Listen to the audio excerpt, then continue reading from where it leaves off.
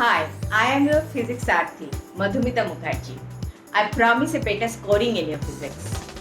चलो अभी 2 number question देखते हैं. This came in 2011. 2 number question जो 2011 का क्वेश्चन है कैसे बोल रहा है.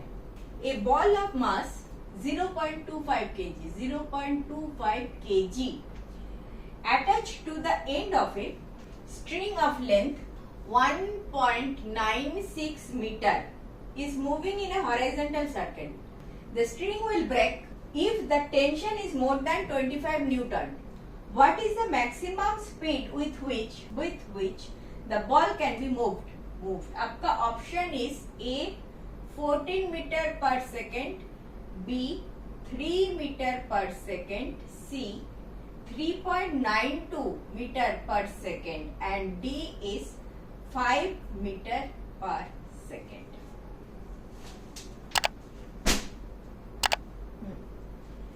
क्या है अगेन? बेसिकली फोर्स का क्वेश्चन, सेंट्रीपिटल फोर्स का क्वेश्चन. मास दे दिया, ball of mass is 0.25 kg SI unit में दिया, कोई टेंशन नहीं. Attach to end of string of length L R होगा. दिस इज माय स्ट्रिंग, इधर मास है, ये घूम रहा है, this is L, this is R. L equal to R equal to 1.96 meter SI unit, no problem. The string will break if the tension is more than 25 Newton.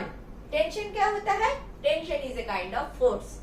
जब ये घूमता है तो ये centripetal force आता है, definitely. That centripetal force is also the tension force. उसके कारण ये तो string है ना, string के ऊपर tension आएगा. टेंशन के लिए लंबा लेक्चर अभी तो. इसके ऊपर फोर्स आएगा ना, दिस इज योर स्ट्रिंग के ऊपर फोर्स आएगा. फोर्स बोले तो टेंशन आएगा. एक टान हो जाएगा, लूज नहीं होगा, टान हो जाता है. करेक्ट. दैट जो टान आता है जो उसी को टेंशन बोलते हैं. ठीक है. This all the molecules, all the atoms of this string will be stretched because of this force. That is why it is called tension force. Correct? Basically your centripetal force. So F equal to T, tension equal to 25 Newton. 25 Newton.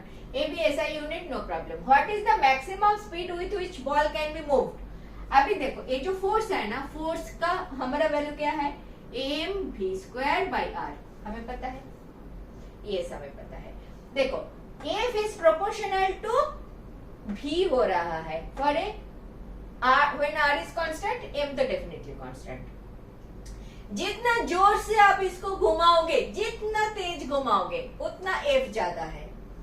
घुमाते जब 25 Newton हो जाएगा तब ये टूट जाएगा. तो that is the limiting value of V. तो with this data आपको V कैलकुलेट करने के लिए बोला है. क्लियर? तो v स्क्वायर क्या आ रहा है? v square equal to F into R by M. तो v क्या आ रहा है? v आ रहा है square root of F R by M. डालो डेटा, देखो कितना आता है. F equal to 25, R equal to 1.96 divided by 0.25. Okay, good data. 25 निकल जाएगा, इधर 100 ऊपर चला जाएगा, मतलब आ गया 196. 196 का 14 होता है, 14 मीटर पर सेकेंड है ना. क्लियर हुआ ना बात? सेंट्रीपिटल फोर्स क्लियर हुआ. सेंट्रीपिटल एक्सेलरेशन को मास से मल्टीप्लाई करोगे, एक्सेलरेशन को तो फोर्स दे देता है. ठीक है. तुमको v चाहिए था, मैक्सिमम स्पीड चाहिए था, मीटर पर सेकेंड चाहिए था, रेडियन पर सेकेंड नहीं, तो मैं ओमेगा कंसीडर करती. इधर मीटर पर सेकेंड, सो v कंसीडर किया. v इन टर्म्स ऑफ आ गया v.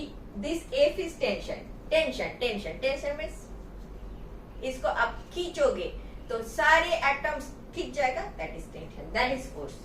सेंट्रीपिटल फोर्स के कारण दिस स्ट्रिंग में टेंशन डेवलप करता है. ठीक है, इतना समझ में आ गया और नहीं बातें करूंगी. नेक्स्ट देखते हैं. Thank you for watching. In this way, I have explained last 20 years of questions. If benefited, do watch.